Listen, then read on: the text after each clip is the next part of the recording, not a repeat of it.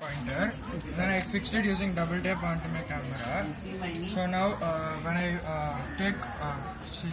when I use my camera and view it, it'll be more enlarged images. So this is like a piece of wood which I took it from here. It has some algae.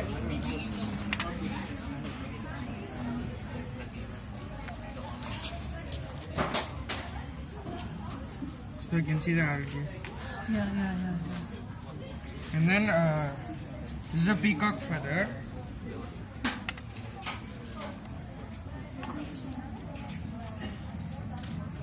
Yeah.